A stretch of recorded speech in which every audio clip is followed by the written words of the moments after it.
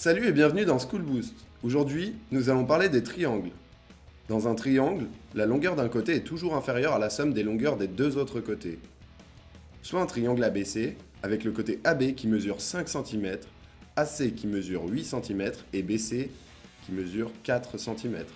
AC est bien plus petit que BC plus AB. En effet, 8 est inférieur à 5 plus 4. Le triangle est donc constructible car il respecte la propriété précédente. Dans le cas inverse, le triangle n'est pas constructible.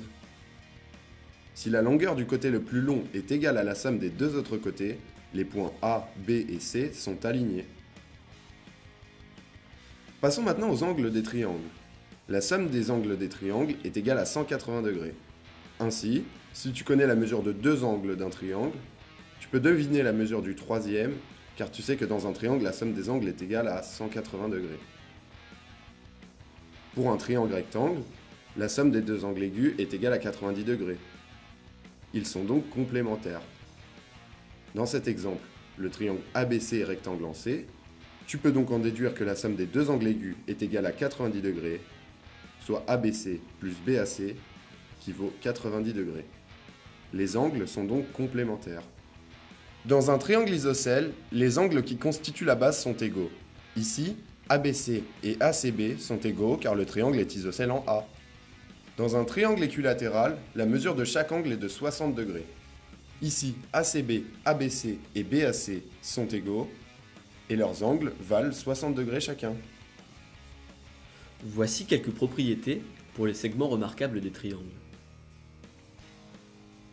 Dans un triangle, une hauteur est une droite passant par un sommet et qui est perpendiculaire au côté opposé.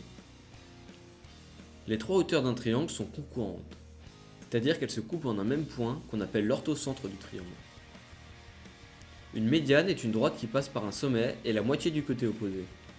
Les médianes sont aussi concurrentes et leur point d'intersection est appelé le centre de gravité du triangle. Une médiatrice est une droite perpendiculaire à un segment et qui passe par son milieu. Les médiatrices sont concurrentes en un point qu'on appelle le centre du cercle circonscrit au triangle.